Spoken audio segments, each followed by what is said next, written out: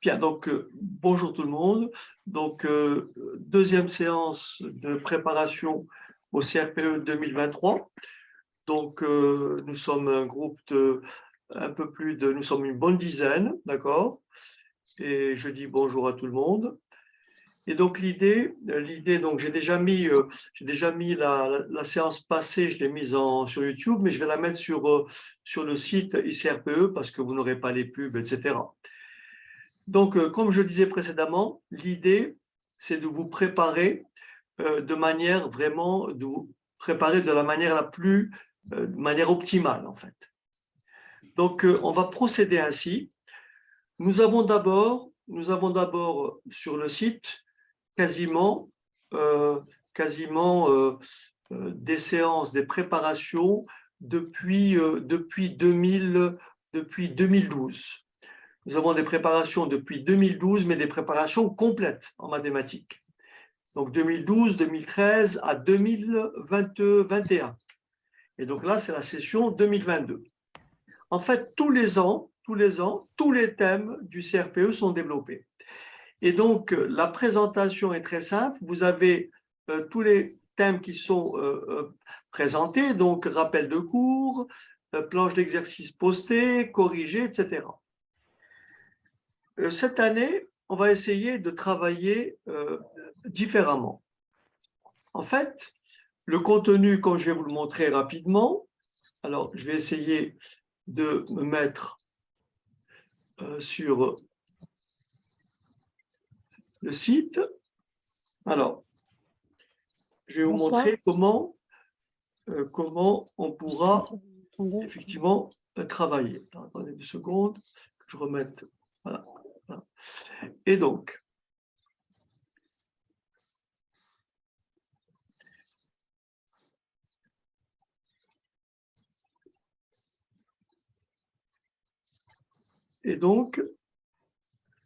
lorsque vous allez aller donc sur le site,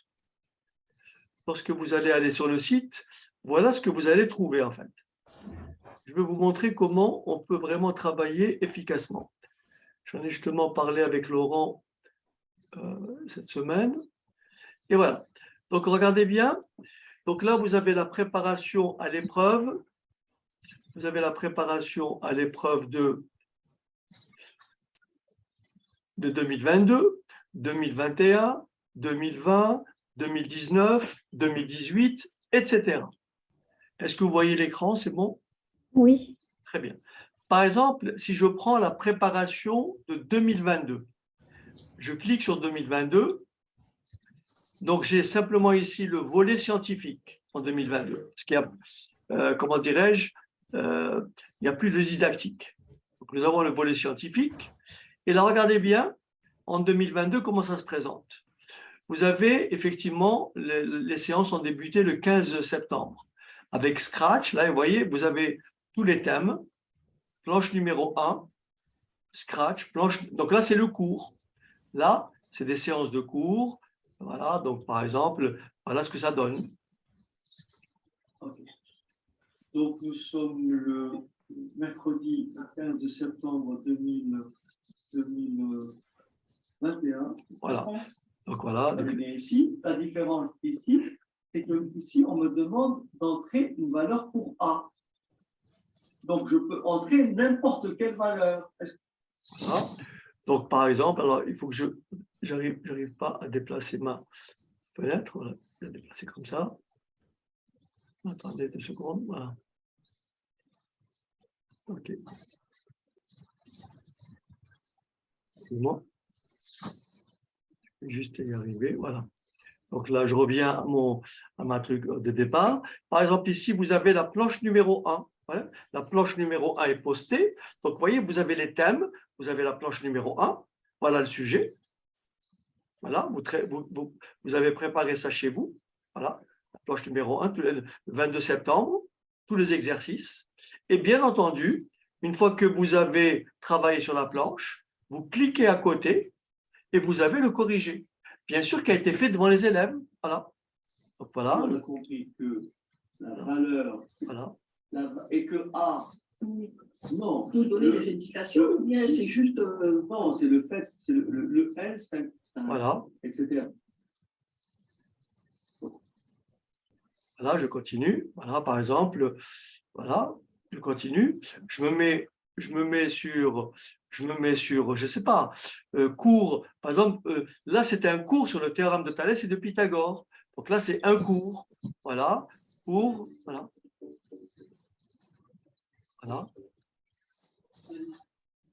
Là, c'est un cours vraiment qui a été, voilà, une séquence complète sur Thalès et Pythagore. Voilà. Donc après, bien sûr, vient la planche numéro 4 qui est Thalès-Pythagore. Vous voyez, planche numéro 4. Voilà la planche que tout le monde va préparer avant. Mardi 13 octobre. Voilà. Vous allez à gauche et vous avez le corrigé de la planche devant le groupe. Voilà.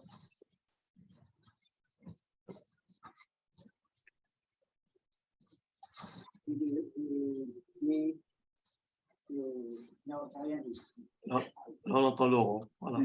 Alors, ça c'est très important. J'ai fait une séquence que j'ai mise sur le. Peut-être que vous allez la voir, vous allez avoir du mal à la retrouver sur le site. Mais j'ai fait une séquence qui s'appelle arrondi. Voilà.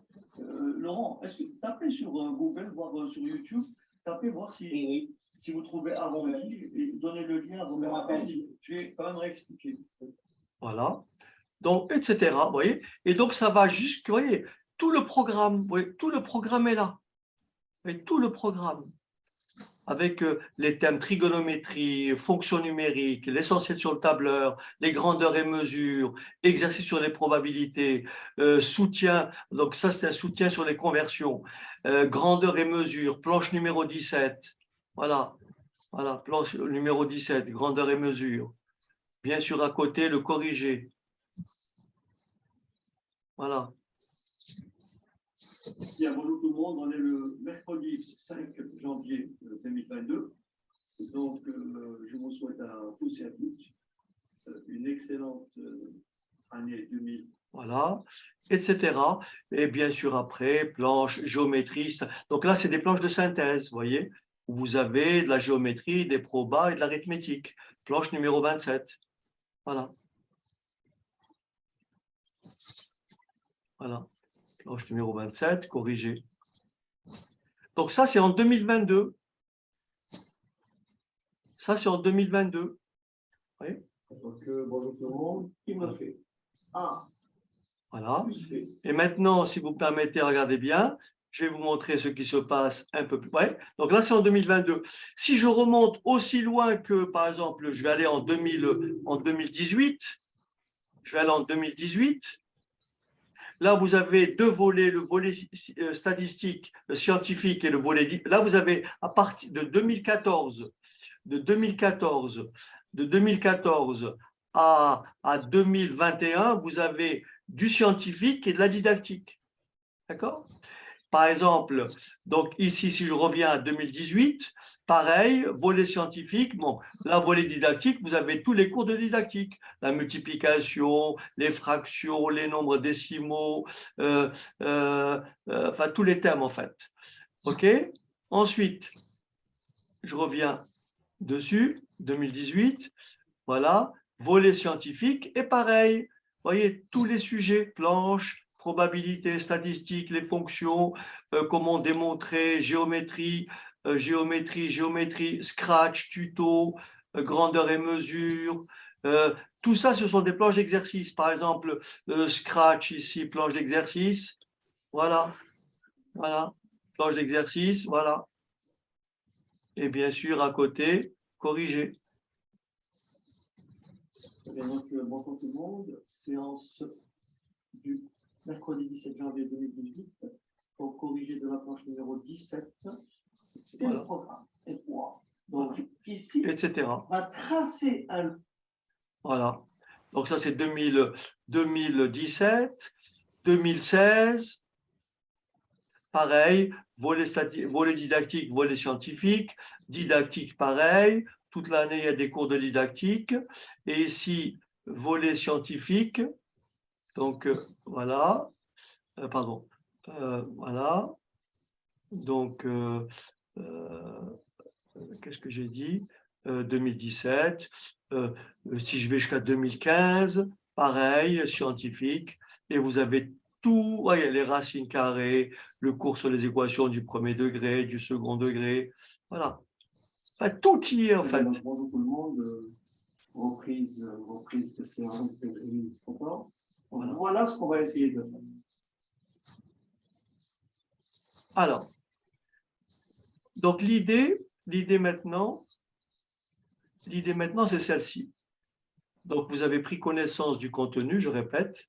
Vous avez encore une fois toutes les séances depuis 2015 depuis 2013 à 2022. Et vous avez accès à toutes les remises à niveau depuis 2015. 2015, 2016 jusqu'à 2021.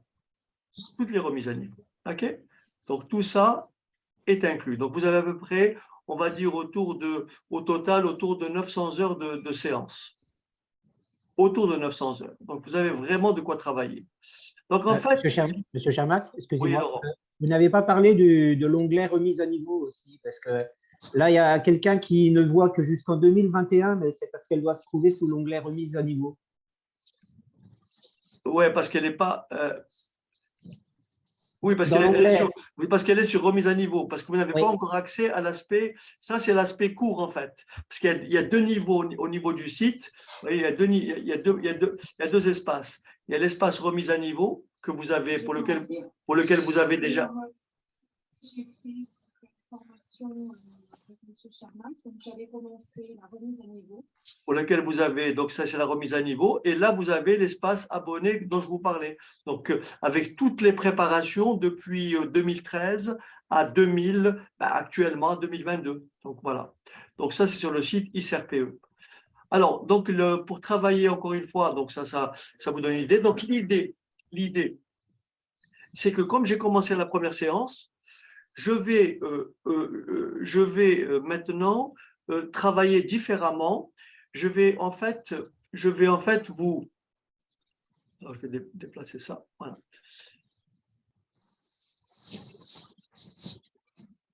Je vais vous guider au travers des sites en vous disant travailler tel thème. Mais en fait, de mon côté, je vais essayer de vous donner l'essentiel des cours. Mais pas un cours au sens premièrement, deuxièmement. Je vais vous rappeler l'essentiel des cours au travers de thématiques. Par exemple, aujourd'hui, j'ai prévu, par exemple, j'ai pris par exemple le groupement 3 du CRPE. Et donc, Nathan m'a demandé de leur préparer, de leur envoyer corriger. Ce que j'ai commencé à faire aujourd'hui. Donc là, c'est la préparation, donc le CRPE groupement 3 2022. Et donc là, il y a un premier exercice, n'est-ce pas? Un premier exercice qui est un QCM. Et à travers ce QCM-là, vous voyez, à travers ce QCM-là, d'accord, qu'on va corriger ensemble, à travers ce QCM, on va parcourir des éléments du cours. Autrement dit, on va visualiser pas mal de notions que vous allez flécher. C'est-à-dire vous allez prendre des notes, vous allez poser des questions au besoin, et comme ça, on essaiera de balayer au travers des exercices beaucoup de thématiques. Beaucoup de thématiques. En fait. Et donc là, ça continue. Vous voyez? Donc là, c'est les nombres. Là, ça continue. Question numéro 5. Question numéro 6. Question numéro 7. Ça, c'était l'exercice numéro 1 du groupement 3 de 2022. Donc, en fait, moi, je vais essayer de balayer, de vous guider, c'est-à-dire que j'aurais mémorisé tous les thèmes, en fait. Mais tous ces thèmes-là, je ne vais pas forcément les aborder les uns après les autres, je vais les aborder au travers d'exercices. Mais en parallèle des cours que je ferai avec vous les mardis et certains autres jours, éventuellement, peut-être on peut intervenir 2 fois dans la semaine, ça dépend. Je vais vous laisser en autonomie avec les préparations, les contenus que je vous ai montrés précédemment. Donc, vous aurez, je vous dirai par exemple, essayez de travailler tel thème. essayez de travailler Thalès, Pythagore, essayez de travailler l'arithmétique. Et je vous donnerai les thèmes où ils se trouvent. Donc, vous avez les cours, vous avez les exos. Et on fera des exercices au travers de ça. OK? Monsieur Chermac, Oui. dans le chat, il y a beaucoup d'interrogations en fait. Oui, bien sûr, Laurent. Par exemple, Donc, essayez oui, de répondre, Laurent, si vous avez, oui. si vous Alors, avez les réponses. il faut que vous alliez. Alors, d'abord, apparemment, tout le monde n'a pas reçu ses identifiants. Donc là, il faut s'en remettre à Monsieur Chermac qui va les donner. Les identifiants d'accès donc à ICRPE, i-crpe.com. Et quand vous arrivez sur icrpe-union.com, vous arrivez sur l'accueil, cliquez bien sur l'onglet accueil, et là, vous allez avoir plusieurs onglets, dont remise à niveau. Les remises à niveau, c'est vraiment avant d'entrer dans le bois dur, quoi, hein, au tout début de la saison. Et ensuite seulement commence la préparation avec les gros cours. Voilà. Mais en général, je ne sais pas, cette année, vous faites. Donc là, on est dans la remise à niveau, Monsieur Chermat, là, en ce moment là. Oui, donc là, tout le groupe, à part Clotilde et vous, Laurent, qui avez accès au contenu, les autres, donc si vous décidez de suivre cette formation, je vous donnerai accès, comme je vous l'ai dit, même je crois que Céline, elle n'est pas là aujourd'hui. Et donc, je vous donnerai donc accès à la préparation. Donc, le tout, c'est maintenant de me dire par retour de mail si vous comptez effectivement, maintenant que donc on va donc faire la séance d'aujourd'hui, et si vous tenez effectivement à vous abonner, donc n'hésitez pas à me faire un mail et vous recevrez par retour vos identifiants de connexion. Est-ce que c'est clair? Oui. Voilà. Et donc là, vous pourrez commencer tranquillement par rapport aux thématiques que l'on va aborder aujourd'hui. Donc, j'avais déjà commencé une planche la dernière fois que je vais continuer, si vous permettez. Voilà, cette partie-là, vous voyez. Voilà. Donc, il y a un exercice qui est là qu'on va faire ensemble. OK? Et comme la semaine passée, n'hésitez pas à intervenir. Si vous trouvez une thématique difficile, attention, il faut qu'on comprenne. L'avantage des cours que l'on fait ensemble, c'est que moi, à chaque fois, là par exemple, je vais entamer avec vous, je vais répondre à une question. C'est vraiment des questions classiques qu'il faut ficher. Autrement dit, sur votre cahier, vous prenez une feuille, en même temps que j'explique, vous prenez des notes et vous retenez la méthode. Et ce genre d'exercice-là, vous en retrouverez 3, 4, tous les ans, vous avez les mêmes thématiques. Donc, vous pouvez vous entraîner dessus. Est-ce que c'est clair? Oui. Voilà. Donc, l'idée, c'est pas de bachoter, c'est pas de travailler pendant un mois sur Thalès et de travailler, etc. Et puis après, vous avez oublié. Non, il faut que l'on travaille tout, c'est-à-dire qu'il faut que je puisse aborder avec vous tous les thèmes pour que vous ayez une vision globale. Mais je peux aborder tous les thèmes que si je fais des petits exos et je fais des rappels de cours. Et si vous voulez bien sûr approfondir, vous avez les exercices que je vous ai montrés précédemment et leur corriger. Et éventuellement, pour chaque thème, pour chaque type d'exercice, vous avez un cours qui est attaché. Voilà. Il y a comme ça qu'on peut travailler efficacement. Parce que je veux que vous soyez, que vous ayez parcouru, que vous ayez planché, que vous soyez entraîné le plus possible. Et en mathématiques, le meilleur entraînement, c'est les exos.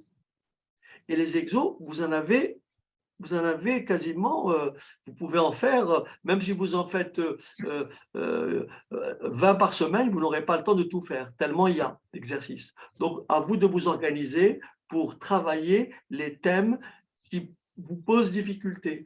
Il faut insister là-dessus. Et bien entendu, quand on se retrouve, vous pouvez me dire, cette thématique-là, je ne l'ai pas bien comprise, est-ce qu'on peut la revoir? Soit au travers d'un cours, soit au travers d'un exercice d'application. Est-ce que vous m'avez compris? Mais l'idée, c'est que quand quelque chose est dit, quand une notion est abordée, je vais pointer l'importance. Vous prenez un cahier, vous prenez des notes et vous notez. Et vous appropriez le thème, en fait. Voilà, je ne sais pas si j'ai été clair. Oui, très clair. Voilà. Donc l'idée, parce que cette épreuve-là est totalement accessible. Le tout, c'est de se donner les moyens. Hein, le tout, c'est de se donner les moyens pour y arriver. Et les moyens, ils sont à disposition. Vous ne serez pas en solitaire, en fait, parce que vous êtes un groupe, vous n'êtes pas nombreux. Donc, vous êtes un groupe que je vais vraiment accompagner. Mais il faut qu'il y ait ce groupe. Voilà, il faut que le groupe soit maintenu, en fait. C'est pour ça que j'attends de vous un retour, la confirmation de votre adhésion. Bien entendu, vous pouvez de temps en temps être absent, parce que les séances, de toute façon, sont enregistrées. Mais le mieux, c'est d'y assister, en fait. Voilà. Et surtout de poser vos questions lorsqu'elles surgissent. Ne pas hésiter, hein, il n'y a pas de… Au contraire, parce qu'en fait, ce qu'il faut savoir, certains peuvent travailler plus vite que d'autres. Donc, ce n'est pas le problème, puisque vous avez tous à disposition, vous avez tout à disposition de quoi travailler. Ce n'est pas des exercices simplement écrits, non, c'est vraiment des exercices devant un public comme le vôtre qui pose des questions. C'est vraiment interactif, en fait. Donc, vous pouvez créer, oui, entre vous, Raphaël, vous pouvez créer un groupe d'entraide, oui, bien sûr. Laurent avait fait ça l'année passée, ou il y a 2 ans. Oui, c'est ça, il y a 2 ans. Donc, on m'avait orienté vers une plateforme gratuite d'échange qui s'appelle Framateme. F-R-A-M-A-T-E-A-M.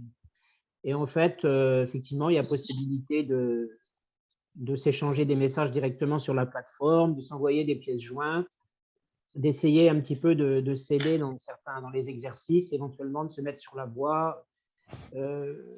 Voilà, il y a possibilité de faire pas mal de trucs. Et normalement, si ça fonctionne correctement, il y a même une fonction vidéo et son aussi pour échanger directement voilà, par la voix et éventuellement par l'image. Voilà, c'était pas mal, mais c'était entre nous, vraiment, c'était entre nous. Il y avait certains qui avaient partagé ça.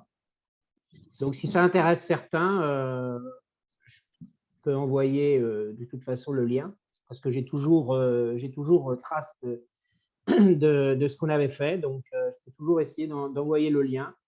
Et puis, je mets, vous pouvez utiliser librement, si vous voulez, je mets mon adresse mail. Voilà, c'est complètement gratuit. Hein. OK. Allez, on va commencer notre séance, si vous voulez bien. Alors, la dernière fois, on a abordé les nombres et donc on a parlé, donc retenez bien ce que j'ai dit. On a défini un rationnel, n'est-ce pas? On a défini un rationnel comme un nombre qui pouvait se mettre sous la forme A sur B, n'est-ce pas? Vous vous rappelez? Oui. Et donc, bien sûr, avec petit a et petit b étant des entiers relatifs. Alors, je vais juste changer de taille. Alors, voilà. Donc A sur B est un rationnel. Petit b, bien entendu, différent de quoi? De 0. Donc, on a dit que, par exemple, si je prends la fraction irréductible 3/11e, d'accord? Je prends 3/11e, vous me suivez? Pardon, 13/11e. Si je fais le calcul, vous êtes d'accord avec moi que ça, ce n'est pas un décimal. Qu'est-ce qui peut me rappeler pourquoi ce n'est pas un décimal?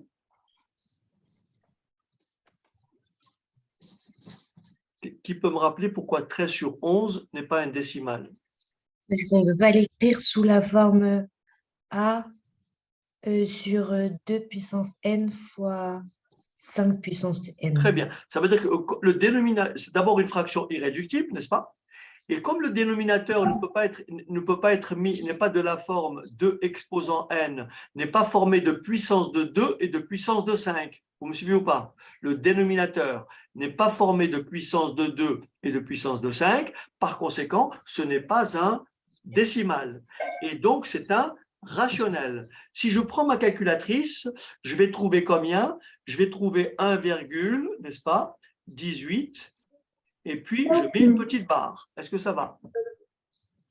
Je trouve 1,18. Ça veut dire quoi, 1,18 avec une barre? Ça veut dire que j'ai ici une suite de décimales périodiques. De période combien? 18. Est-ce que ça va? Une suite périodique illimitée. Est-ce que ça va? qu'on note 1,18 avec une barre. Est-ce que c'est bon? Oui. La question maintenant qui est posée, si on vous donne ce nombre-là, regardez bien, si on vous donne ce nombre-là, je vous écris 1,18. On sait que c'est quoi ce nombre-là? C'est un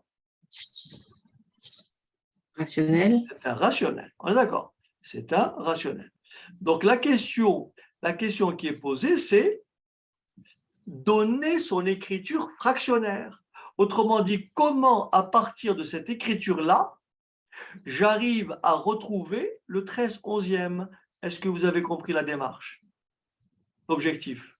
Excusez-moi, s'il vous plaît. Vous avez compris? On me donne 1,18, 18, 18, 18. On me demande de retrouver ce nombre, son écriture comment? Fractionnaire. Est-ce que ça va? C'est ce que je vais vous expliquer maintenant. D'accord. D'accord? Vous avez compris la problématique?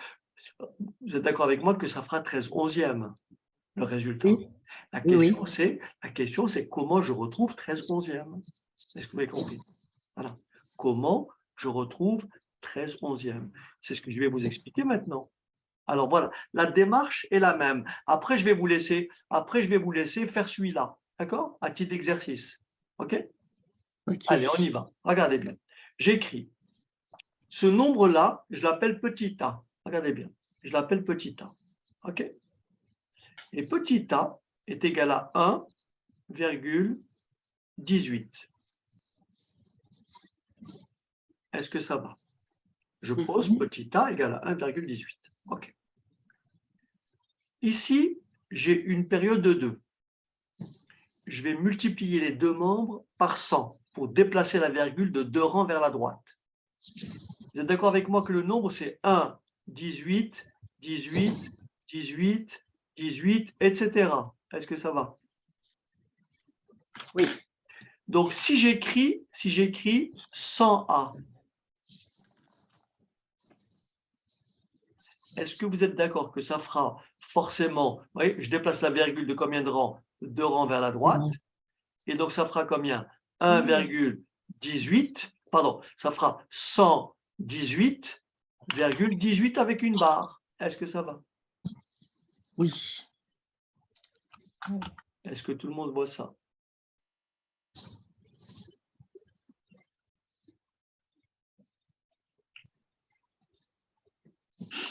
C'est bon?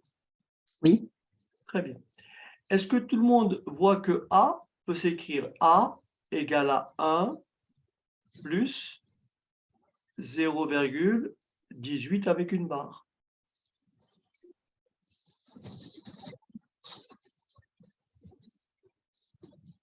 Oui. C'est bon? Est-ce que tout le monde voit que 100A, je peux l'écrire comment? 118 plus 0,18 la période 18. Est-ce que ça va? Oui. Plus. N'hésitez pas, hein. Si vous ne comprenez pas, vous me le dites.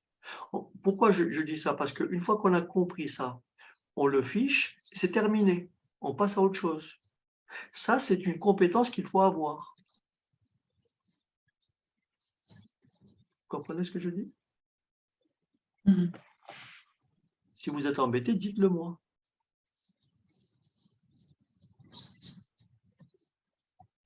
Si vous êtes embêté, il n'y a qu'à voir si j'écris 1,18, 18, 18, et ça continue à l'infini. Je peux écrire 1 plus 0, 18, 18, 18 à l'infini. Oui?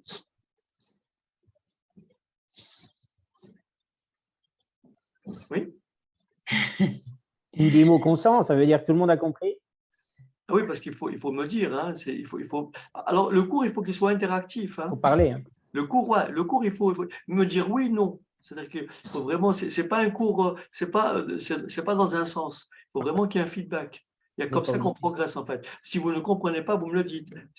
Parce que si à chaque fois je dis, est-ce que vous avez compris, voilà. Donc, soit vous le dites par le chat, soit vous le dites, voilà. OK. Excusez-moi, Monsieur Chermak, Zargouni n'a pas le micro. Elle n'a pas le micro, pourtant. Alors, pourtant, ah si, elle n'a pas. OK. OK. Voilà, OK, c'est bon. C'est bon, merci. OK. Donc, vous avez compris que si j'écris… Raphaël non plus.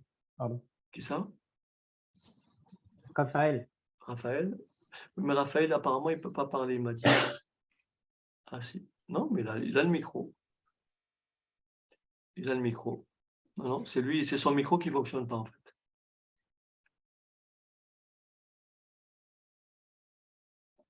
Merci. Et si je prends 118,18 à l'infini, il faut, c'est bien égal à 118 plus la partie décimale. Oui ou non? Oui. C'est ce que j'ai écrit ici, oui. Ça va? Ça va. OK. Alors, maintenant, regardez bien ce que je vais faire. Donc ça, il faut s'habituer. Encore une fois, je fais au travers de ça des choses que normalement, en amont, vous avez dû travailler parce que je vous ai donné accès à toute la remise à niveau depuis 2015. Je vous ai donné accès à toute la remise à niveau. Tout ça a été traité. Donc, quand vous avez une égalité, quand vous avez A égale B,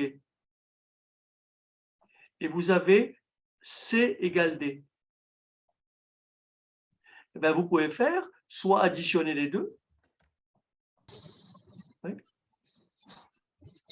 Quand vous avez une égalité, vous pouvez additionner les égalités membre à membre. Vous faites A plus C égale B plus D. Vous pouvez soustraire aussi. Vous pouvez écrire A moins C égale à quoi? B moins D. Très bien, égale B moins D. Je peux aussi faire C moins A, d'accord? Je fais la deuxième moins la première, égale à quoi? Et moins B. Très bien, voilà, OK. Donc ici, pour vous faciliter la chose, je vais plutôt écrire 100A, oui, 100A égale 118 plus 0,18. Et je vais écrire A égale à 1 plus 0,18. Et je vais faire ce que je viens de dire. Je vais effectuer une soustraction membre à membre. Je vais faire égalité 1. Je vais faire égalité 1 moins égalité 2. Oui, je vais faire 1 moins 2. Oui. Et donc, je vais faire quoi si je fais 1 moins 2? Est-ce que vous êtes d'accord que ça fera 100A moins A? Vous me suivez? Oui. Après, je fais 118 moins 1. Ça fait combien? 117. Très bien. Et 0,18 bar moins 0,18 bar? 0. 0. 100A moins A, ça fait combien de A? 99. Excellent. Ça fait 99A. Égal à combien? Et après, on fait la division, d'accord. Voilà. Et maintenant, je vais diviser les deux membres. Tout ça, je le dis, c'est des choses qu'il faut connaître. Donc, en fait, à travers cet exercice-là, je fais appel à plusieurs thématiques. C'est pour ça qu'il faut tout noter. Lorsqu'il y a quelque chose qui est nouveau, que vous voulez retenir, fléchez-le. Et si vous n'avez pas compris, dites-le moi. Donc, je fais quoi? 100A égale 117. Je divise les deux membres par 99. Égale 117 divisé par 99. 99 divisé par 99, ça fait combien? 1. A égale 117 divisé par 99. Bien. Maintenant, les critères de divisibilité. On a vu ça la semaine passée. Un nombre est divisible par 3 si la somme de ses chiffres est divisible par 3. Un nombre est divisible par 9 si la somme de ses chiffres est divisible par 9. Est-ce que 117 est divisible par 9? Oui. Oui, pourquoi? Parce que 1 plus 1, 2, 2 plus 7, 9, 9 est divisible par 9. Est-ce que 99 est divisible par 9? Bien sûr, il y a 2 9. Oui. Donc, si je divise le numérateur par 9 et le dénominateur par 9, je divise le numérateur par 9. 117 divisé par 9. Ça fait combien? 13. Combien? 13. Ça fait 13. Et 99 divisé par 9? 33. Non, ma fille. Pardon. 99 divisé par 9? 11. Ah, par 9, 11. 11. Et on retrouve bien le 13 onzième de tout à l'heure. Est-ce que vous avez compris? Pardon, mais j'ai loupé une étape. Laquelle? Du 99A égale 117, on est passé à 99A sur 99 et 110 égale à 117 sur 99. Très bien. Après, j'ai simplifié 99 sur 99, ça fait A. Oui, oui. Ça fait Mais A. en fait, Oui. pardon, ce Après, que je ne comprends pas, c'est Oui. pourquoi vous avez pris la décision de diviser par 99 des deux côtés, en fait. Bien sûr. Là, quand j'ai par exemple 3A égale 21, d'accord? Oui. Je veux trouver la valeur de A. Tu me suis? Vous me suivez? Oui. Pour passer de 3A à A, il faut que je divise par 3, parce que je veux retrouver un A. Et donc là, ça fera 7. Et la preuve, et on vérifie 3 fois 7, 21. Donc en fait, ici, j'ai 99A. Moi, qu'est-ce que je cherche? Qu'est-ce que je cherche en fait? La valeur de A. Vous me suivez? Oui. Ben, pour passer de 99 à A, qu'est-ce que je fais? Ben, je divise par 99. Je comprends sa question, mais Oui, mais pourquoi, cette étape en plus? Pourquoi le 99, il reste en dessous du 99A, en fait? Parce que pour moi, il devrait disparaître finalement. Ici, bon, alors attendez, on va aller doucement. C'est pour détailler. Mais vous avez raison de poser la question, c'est très important. Et comme ça, en fait. Alors, regardez bien, je vais reprendre doucement. Ici, je prends un exemple très simple. J'ai 2A égale 8. Vous me suivez ou pas? Oui. La question est, par quelle valeur je dois multiplier A pour trouver 8? 4. Par 4, Oui. vous êtes d'accord? Oui. Donc, A égale 4. Oui. Bon, maintenant, comment je peux retrouver A si je connais… Là, parce que je connais mes tables, je vois que 2A égale 8, donc 2 fois 4, 8. Donc, A égale 4. Vous me suivez? Oui. Maintenant, comment je peux arriver plus vite? Je dis, j'ai 2A égale 8. Là, j'ai une égalité. Si je divise ici par 2 et je divise ici par 2, je trouve une égalité encore. Oui. Et 2A divisé par 2, ça fait A. OK. Et 8 divisé par 2, ça fait 4. D'accord, j'ai compris. Vous avez compris? Donc, j'ai 99A égale 117. Donc, forcément, A égale 117 divisé par 99. Mais après, vous le ferez directement. Hein, mais simplement, je détaille pour que vous compreniez. Donc, on est d'accord qu'on aurait pu se passer de cette étape-là. Bien sûr. Oui, oui, d'accord. Bien sûr, ça veut dire que pour maintenant, quand vous avez quelque chose qui ressemble à ça, vous avez par exemple quelque chose qui ressemble à ça, 8x égale 72, je change de lettre exprès, et bien x est égal à 72 divisé par 8. Oui. C'est-à-dire à 9. Oui, à 9. Et on vérifie 8 fois 9, 72. Ça va? Ça va. Donc, on a bien trouvé petit a égale 13 sur 11. Maintenant, à titre d'exercice, je vous laisse réfléchir, d'accord? Je vais poser la séquence et je vais vous demander de vous inspirer de cet exemple-là et de me retrouver l'écriture fractionnaire irréductible de ce nombre-là, 7, avec une période égale à 23. Allez-y, je vous laisse. Donc, votre réponse est juste. On a bien trouvé 716 sur 99. On va refaire la même démarche. Allez, on y va. Vous me dictez. Donc, vous me dictez en même temps. Donc, je pose petit a. Allez, petit a égale 723. Après, qu'est-ce que je fais? 100A. Très bien. Je fais 100a. Très bien. Égal. 723,23. Excellent. Et après, je décompose le A et le 100A séparément. Je commence par 100A, qui sera égal à combien? 723 plus 0,23. Très bien. Plus 0,23 avec une période de 23. Ensuite, A. 7 plus 0,23 avec une période. Excellent. Et là, je trace mon trait, n'est-ce pas? Je trace mon trait et j'effectue ma soustraction. Et ça fait donc 100A moins A égale 723 moins 7. Et vous m'avez dit 716. C'est ça? Oui. Oui. Et là, ça s'annule. D'accord?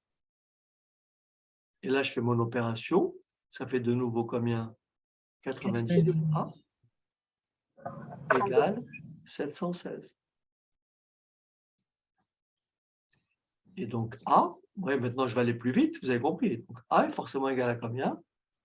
À 716 divisé par combien?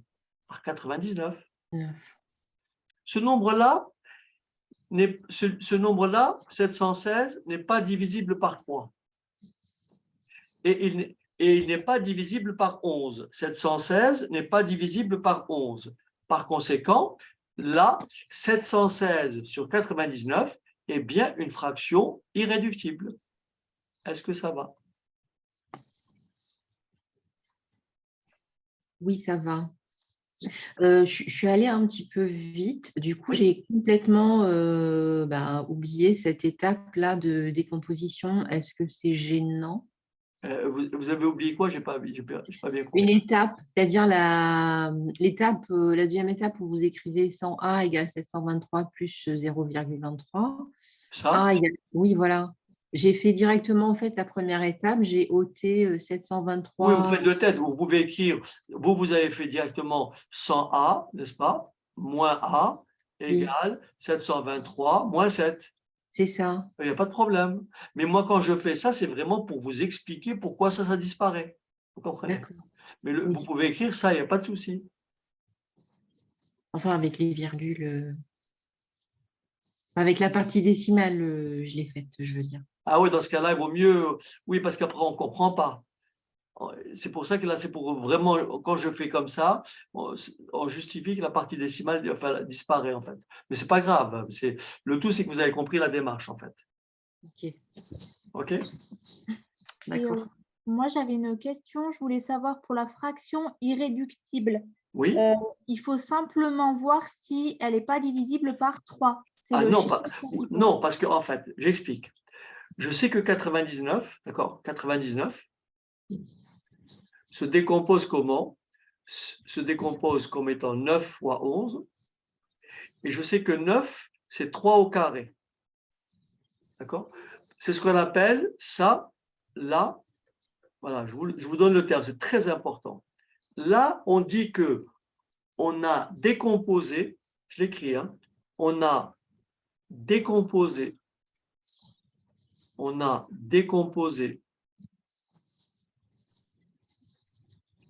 99 en un produit.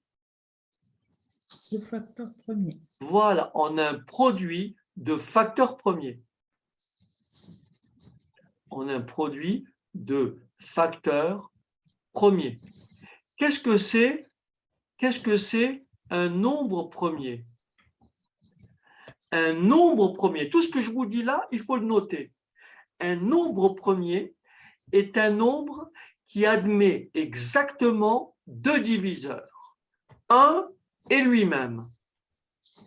Un nombre premier est un nombre qui admet exactement deux diviseurs, 1 et lui-même. Par exemple, pourquoi 2 est premier? Les seuls diviseurs de 2, c'est 1 et 2. Pourquoi 3 est premier? Les seuls diviseurs de 1 et les seuls diviseurs de 3, c'est 1 et 3. Pourquoi 5 est premier? Les seuls diviseurs de 5, c'est 1 et 5. Pourquoi 6 n'est pas premier? Parce que 6 admet 3 diviseurs. Il admet 1 comme diviseur, il admet 2 comme diviseur et il admet lui-même 6 comme diviseur. Donc, il n'est pas premier. Pourquoi 1 n'est pas premier, d'après vous? Pourquoi 1, le nombre 1 n'est pas premier? Parce qu'il se divise que par lui-même. Parce qu'il admet un seul diviseur, lui-même. Donc, il n'est pas premier. D'accord? Donc, là, j'ai décomposé 99 en un produit de facteurs premiers. Vous voyez, c'est 3 fois 3 fois 11. Donc, pour que cette fraction soit réductible, il faut que 716 soit divisible ou par 3 ou par 11. Vous me suivez ou pas? Pourquoi 716 n'est pas divisible par 3? Car la somme de ces chiffres n'est pas divisible par 3. Et 716 n'est pas divisible par 11. Et par conséquent, 716 sur 99 est bien une fraction irréductible. Est-ce que ça va? Oui, ça va, merci. Bien. Maintenant, il y a un petit piège pour l'exercice suivant. Regardez bien. Il y a un petit piège pour l'exercice suivant. Regardez le nombre, il s'écrit A égale 12, virgule. Attention, la période, elle ne commence pas à 0. Elle commence à combien? La période, c'est 75. Là, il y a un tout petit problème. Tout à l'heure, j'ai multiplié par 100 parce que j'avais deux chiffres. Mais là, ma période, elle se trouve où? À quelle position? Si je veux passer de l'autre côté, il faut déplacer la virgule de 3 rangs. De combien de rangs? 3. 3 rangs. Si je veux déplacer la virgule de 3 rangs, donc je dois multiplier par combien? Par 1000. Exactement. Donc cette fois-ci, je vais faire 1000A égale à quoi? A 12 075. 12. Est-ce que tout le monde a compris? Virgule 75. Est-ce que ça va? Oui. Oui. Mais j'ai toujours un problème avec petit a, parce que ma période, elle ne démarre pas ici. Donc, il faudrait que je modifie celui-là par combien? Si je veux ramener ma virgule ici, je multiplie par combien celui-là? Par 10. Par 10. Eh bien, voilà, c'est ça la subtilité. Voilà. Donc là, je fais 10a égale à combien? À 12, à 120, pardon, Ah, ça me... virgule 75. Est-ce que ça va? Avec une barre, bien sûr. Donc, pour encore une fois bien éclairer la chose, j'ai bien 1000A qui est égal à combien? À 12 075 plus 0,75 périodique. J'ai 10A qui est égal à 120 plus 0,75. Et de nouveau, je fais ce qu'on appelle une soustraction membre à membre. Je soustrais les deux membres et ça me donne quoi? 1000A moins combien? 10A. Est-ce que vous me suivez? Oui. Là, ça disparaît, vous avez compris. Il va me rester quoi? 12 075 moins 120. Et donc là, ça fait combien? 1000 moins 10. fait 990, oui ou non? Oui. Et combien ça fait 1060? Alors, 12 075 moins 120.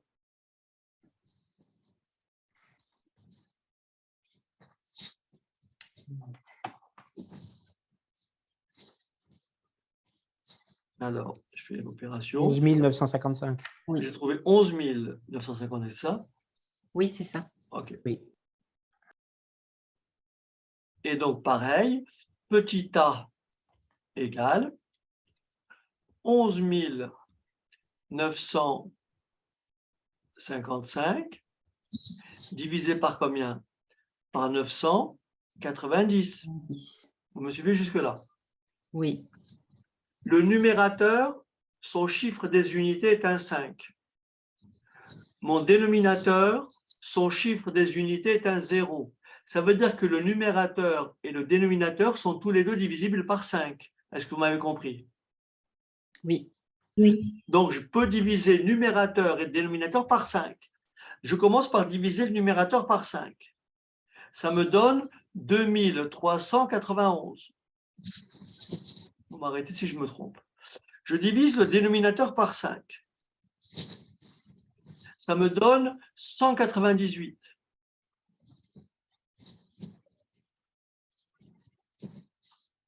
D'accord? Alors,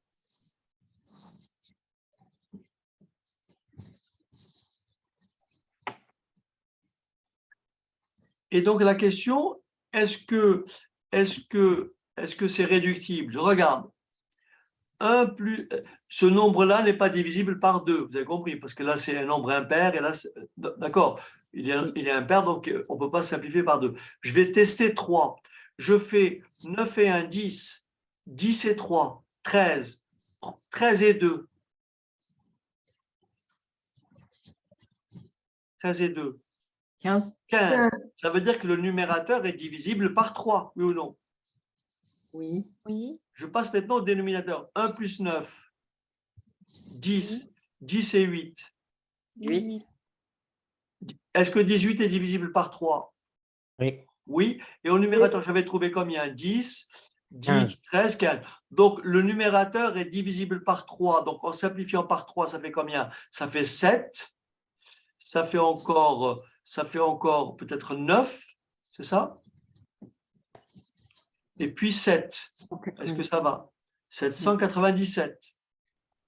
Je divise le dénominateur par 3. Ça fait 66. Et voilà. Et donc maintenant, j'ai obtenu ce qu'on appelle une fraction irréductible.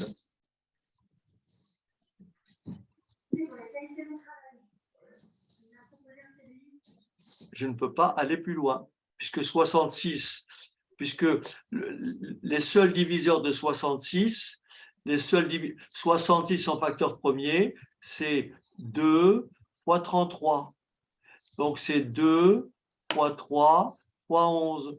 Et je vois que 797 n'est pas divisible par 3, il n'est pas divisible par 2, 11, et il n'est pas divisible par 2. Donc, ma fraction ici est irréductible.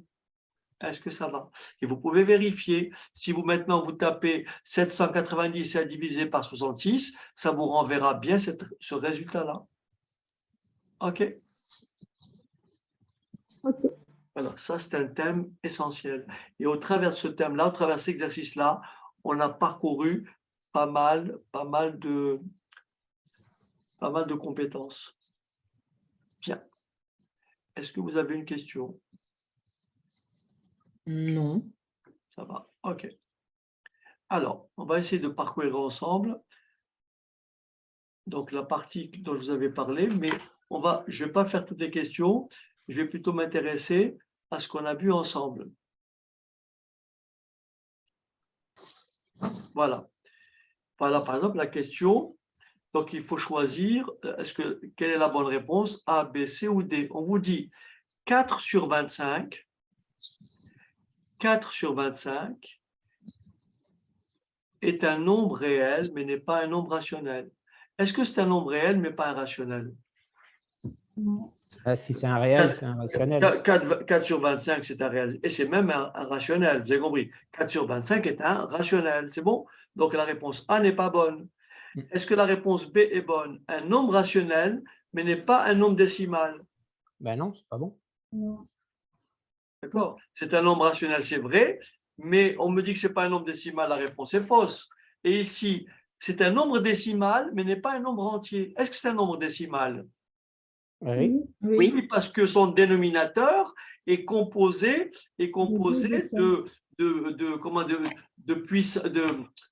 puissance 2, des facteurs de 2 est composé de facteurs de 2 et de 5. On peut soit faire, il y a deux façons pour le montrer.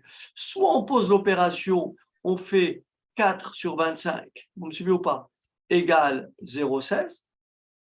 Et dans ce cas-là, on dit que c'est quoi? C'est bien un nombre décimal, car il comporte un nombre limité de chiffres après la virgule. Est-ce que c'est bon? Oui. Et le fait qu'il y ait une virgule, c'est pas forcément, c'est donc pas un entier. Donc la bonne réponse, c'est la C. Vous avez compris? On peut aussi dire que le dénominateur est une puissance de 5. D'accord? Ok. Donc c'est un décimal, mais pas un entier. Donc la bonne réponse, c'est la C. Ça va? Ça va. OK.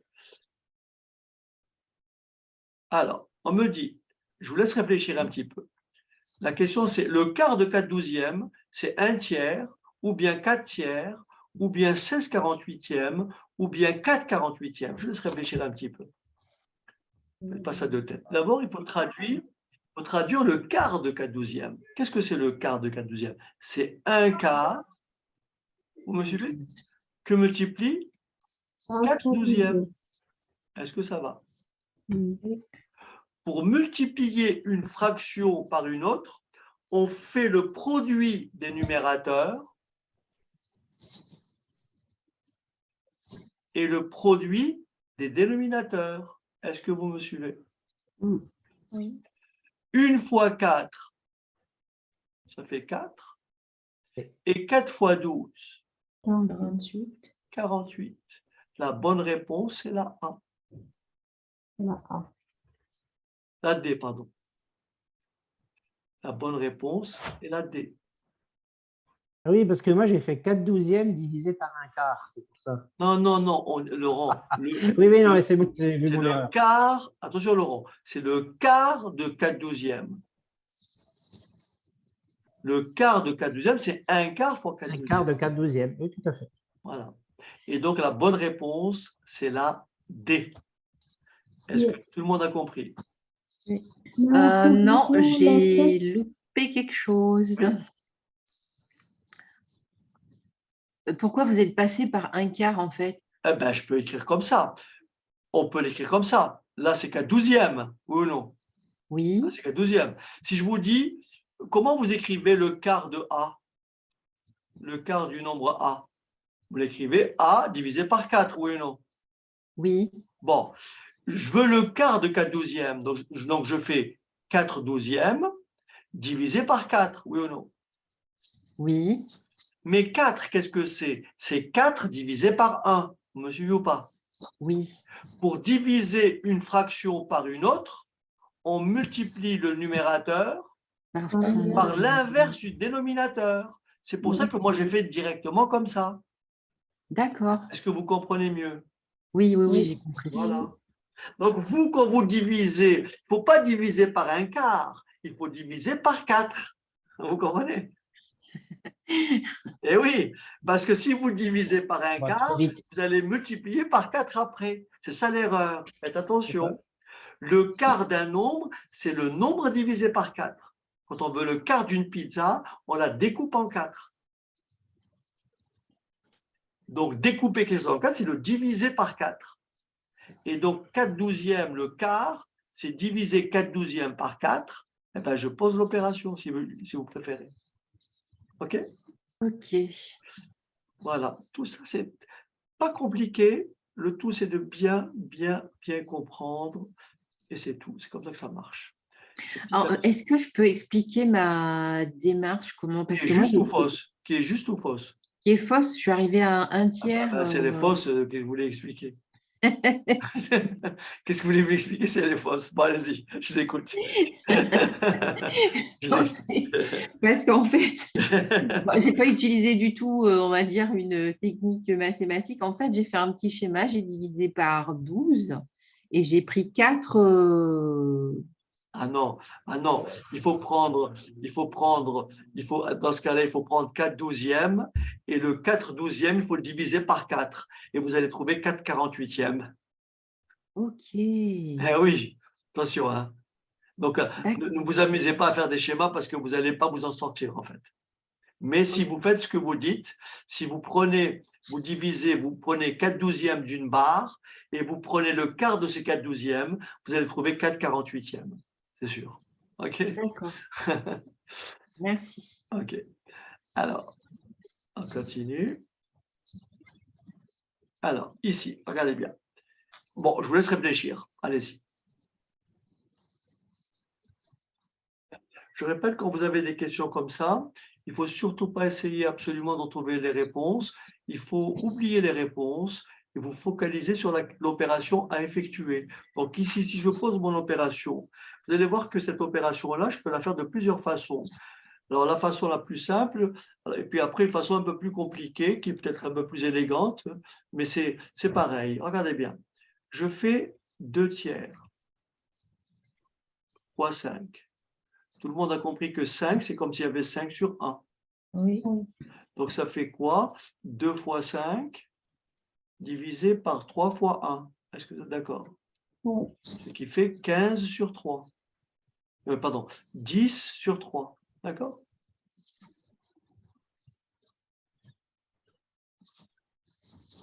Maintenant, je calcule 5 fois 1 tiers. Si je fais la même chose, je fais 5 fois 1 sur 3. Ce qui fait 5 tiers. C'est bon? Oui. Donc, si j'écris 2 tiers fois 5 plus 5 fois 1 tiers, je peux écrire 10 tiers plus 5 tiers. Comme j'ai deux fractions qui ont le même dénominateur, je peux les additionner. Voilà. Ça me fait dénominateur, voilà, dénominateur commun, c'est 3. Ça me fait 10 plus 5. Voilà. 10 plus 5. 10 plus 5, ça fait quoi? 15. Et cette fraction est bien sûr irréductible puisque 15 est divisible par 3. Et 15 divisé par 3, ça fait combien? Voilà, ça fait 5. Donc la bonne réponse, c'est la A. OK? Maintenant, on aurait pu faire autrement. Donc là, ça nécessite un peu plus de réflexion. D'accord? Mais c'est bien aussi de le voir. Est-ce que vous êtes d'accord avec moi qu'ici, regardez bien, j'encadre. Vous voyez très bien ici, j'ai ce qu'on appelle, regardez bien, j'ai ce qu'on appelle ici un facteur commun. Est-ce que vous êtes d'accord? J'ai le même facteur qui se retrouve. D'accord? Et donc, on peut procéder à ce qu'on appelle une factorisation. Je peux mettre 5 en facteur. Et je le fais devant vous, regardez bien. Si je factorise par 5, je mets 5 Multiplié par facteur 2 2, voilà, de 2 tiers, vous me suivez ou pas? 1 tiers. Plus 1 tiers. Est-ce que ça va? Oui. Oui. Mais 2 tiers plus 1 tiers, ça fait combien? Ça fait 3 tiers. Mais qu'est-ce que c'est 3 tiers? C'est 1. C'est 1. Et voilà, et vous retrouvez la même chose. All right? Voilà. Oui, il faut toujours maîtriser le calcul. C'est pour ça que n'hésitez pas à aller vers les remises à niveau pour tout ce qui est calcul. Il faut être irréprochable. Irréprochable. Parce que c'est le départ. Le reste, après, on raisonne et on travaille ensemble et on progresse. Mais il ne faut pas qu'on soit embêté pour des notions de calcul comme ça, très simples. OK? Tiens. Est-ce qu'il y a des questions? Non? Non. OK. Alors, ici, ça fait appel à Pythagore. Je ne vais pas en parler aujourd'hui. D'accord? Ici, ça fait appel, ici, ça fait appel à des volumes de cylindres. Je ne vais pas en parler aujourd'hui. Ici, ça fait appel à des taux d'évolution. Je ne vais pas en parler aujourd'hui. D'accord? En revanche, à titre récréatif, juste pour s'amuser un peu, ça c'est pas une compétence, c'est plutôt du raisonnement. Donc ça, en revanche, je peux en parler. Donc tout ce que je viens d'énumérer, ça fera l'objet de rappels de cours. En revanche, ça c'est intéressant. Je vous laisse lire, je le lis pour vous. On vous dit, le 1er juin, Nicolas lance une rumeur en la partageant avec 3 personnes. Chaque jour, une personne prévenue la veille prévient 3 nouvelles personnes qui ne sont pas encore informées. Combien de personnes apprennent la rumeur le 10 juin? Il y a 4 réponses possibles. Je vous laisse réfléchir un petit peu et je vais vous donner la démarche après. Comme je vous l'ai dit précédemment, n'essayez pas de regarder les réponses. Essayez de vous focaliser sur la question et travailler comme s'il n'y avait pas les réponses. Et une fois que vous avez fait les calculs, après, vous rapprochez votre résultat de ce qui est proposé. Si vous ne trouvez aucun des résultats, c'est que votre démarche n'était pas bonne. Mais ne regardez pas ce qu'il faut trouver. Voilà. C'est un conseil. Je vais abréger votre souffrance, si vous voulez. Alors, regardez. Quand vous avez un exercice comme ça, en fait, c'est pour ça que je vous dis, là, il n'y a pas de compétences particulières, mais c'est la démarche qu'il faut retenir. Donc là, on est devant un exercice de dénombrement. On se place, par exemple, le 1er juin. Donc là, c'est Nicolas. Oui. Là, c'est Nicolas, le 1er juin. Donc, il va partager cette rumeur, il va la partager avec 3 personnes.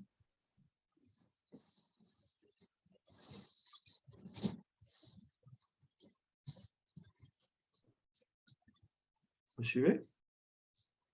Oui. Donc là, c'est Nicolas. Là, c'est Nicolas. Admettons qu'il s'adresse à Sébastien, à Laurent et à Clotilde.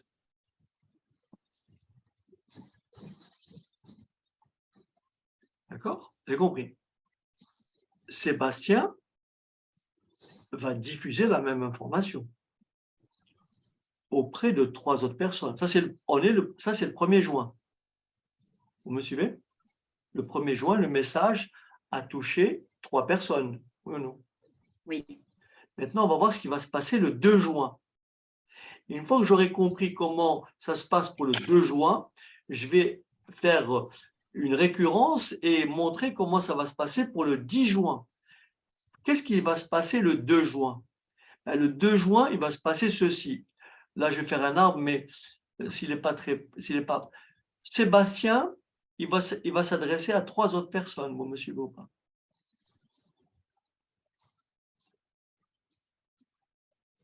C'est bon? Oui. Il va propager la rumeur auprès de 3. Laurent, pareil.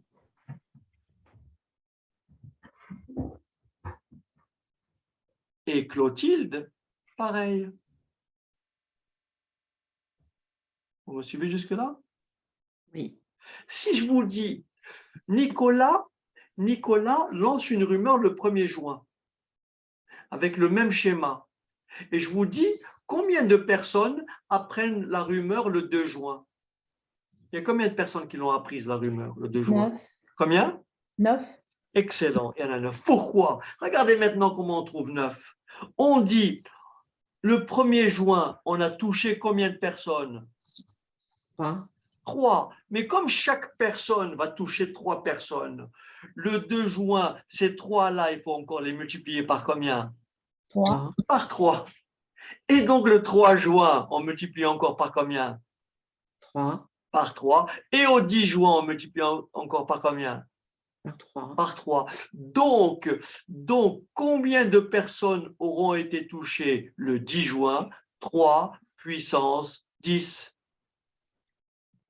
Et vous prenez votre calculatrice et vous tapez votre calculatrice, 3 puissance 10, et je lis combien? 59 049. 9.